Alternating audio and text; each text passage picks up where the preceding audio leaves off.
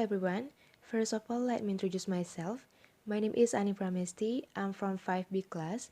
I'm a student of Diploma 3 English Study Program at Ganesha University of Education. So now we are going to talk about English correspondence. And in this video, we have three contents. The first content is about letters. The second one is faxes, and the last one is about email. Now let we start from the part 1, which is about letter. Letter is a written, typed, or printed communication, especially one sent in an envelope. There are some things that must be considered when writing a good and correct letter. The first one is sender's address. The sender's address is placed in the top right-hand corner of the page. It is also acceptable, but less common, to place it in the top left-hand corner. Number 2 is date.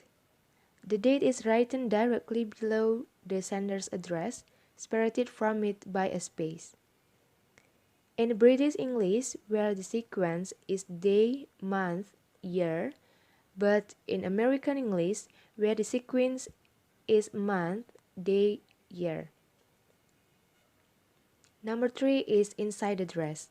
The inside address is written below the sender's address and on the left-hand side of the page. If you know the name of the person you are writing to, write it as the first line of the address. Number 4 is attention line. It is an alternative to including the recipient's name or job title in the address. Number 5 is salutations. We can use Dear Sir or Dear Madam as the opening. And number 6 is body of the letter. In body of the letter, we can communicate the purpose properly. Number 7 is complimentary clause. If the letter begins Dear Sir or Dear Madam, so the complimentary clause should be Yours faithfully. But if the letter begins with a personal name, for example, Dear Mr. James, so it should be Yours sincerely. Number 8 is signature. Always type your name and, if needed, your job title below your handwritten signature. This is known as the signature block. In the layout too, we have letterhead, and there is something that must be considered. The first one is type of company. It is about abbreviations. The abbreviation LTD, it is for limited liability, and then the abbreviation PLC, it is for public limited company, and then the last one is ENCO. Number 2 is board of directors. This is for person who take an active role in the day-to-day running of the company. Number 3 is address. So you can add the telephone and fax number, email, and website address. And it is important to remember that although the majority of companies are connected to the internet, there are many countries where fax and cable are still important ways of transmitting information, or where banks are concerned money. Number 4 is register number. This usually appears in small print, sometimes with the country or city in which the company is registered. When sending a letter or email on behalf of your company, it is a good idea to include your job title in the signature block, especially if your recipient has not dealt with you before. In the layout 3, we have 4 contents. The first one is about private and confidential. Number 2 is a subject title. A subject title at the beginning of a letter directly after the solutions provides a further references. It's safe introducing the subject in the first paragraph, immediately draws attention to the topic of the letter, and allows the writer to refer to it throughout. Number 3 is copies, and number 4 is addressing envelope. Envelope addresses are written in a similar way to inside addresses, but in the case of letter within or for the UK, the name of the town and the country are written in capital letters, and the postcode is usually written on the line by itself. And this is the example of the letter. Number 1 is sender's address. Number 2 is date. Number 3 is inside address. Number 4 is salutations. Number 5 is body of the letter. Number 6 is complementary clause. Number 7 is signature. Okay, now let we continue to the next topic, which is about faxes. Faxes or facsimile is an exact copy or reproduction of messages or documents containing diagrams or drawings. To make faxes, we have to preparing for transmissions first. First, we have to check that you have the correct fax number. And then number 2, make sure the paper is accepted to the fax machine. So if it is too big, too small, or in the poor condition, photocopy the message on paper that can be accepted by the fax machines. Number 3 is know how to operate the fax machines. So before using the machines, check that you know how to dial, cancel, clear a paper jam, and send. Number 4 is use a fax transmission cover form. When you send a fax, it is good idea to use a fax transmission cover form.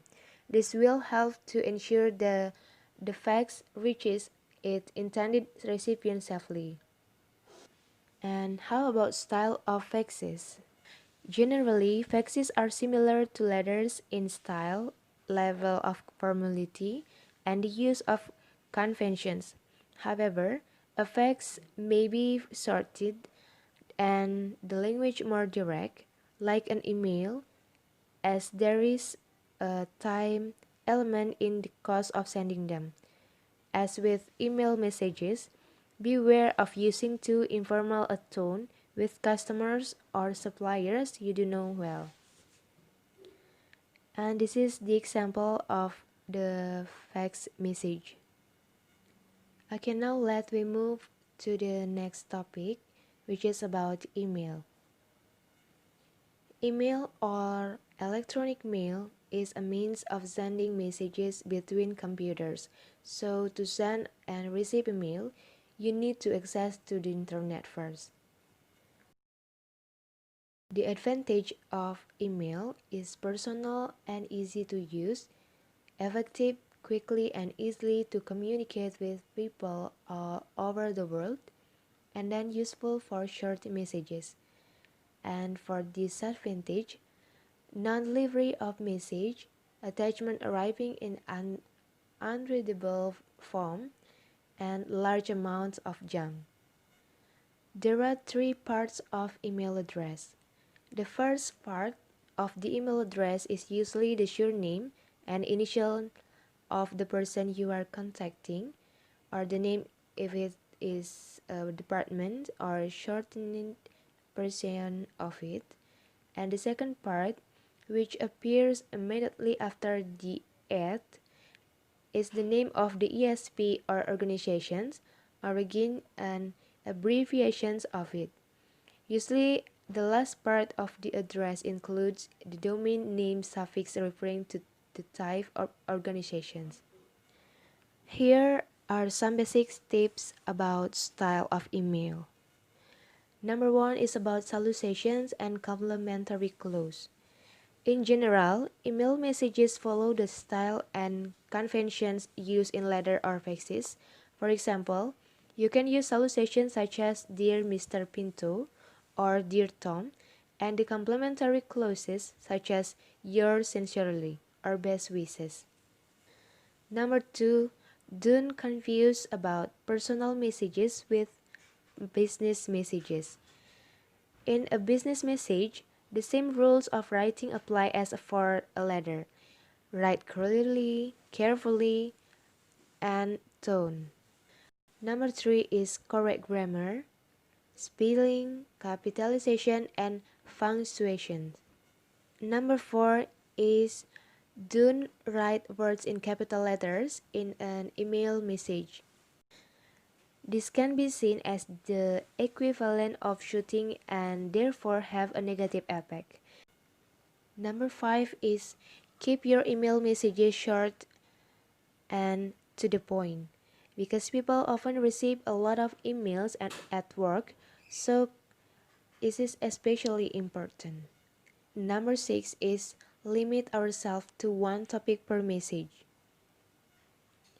This helps to keep the message brief and make it easier for the recipient to answer file and retrieve it later.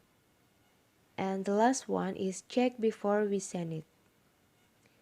Check your email message for mistakes before you send it, just as you would check a letter or a fax messages. And the next topic, which is about email abbreviations. You can see the email abbreviations and the email emoticons. Next, it is about message text and signature. So the presentation of the text in an email is usually less formal than in the letter. And the signature, this is like the signature block in the letter, although it usually includes more detail, the sender's company or private address, and telephone and fax numbers. So you can program your email software to add your signature automatically to the end of outgoing messages. So this is the example of the email. So that's all the material that I can explain to you, which is about letter, faxes, and email. I hope this video is useful to you all, and thanks for watching.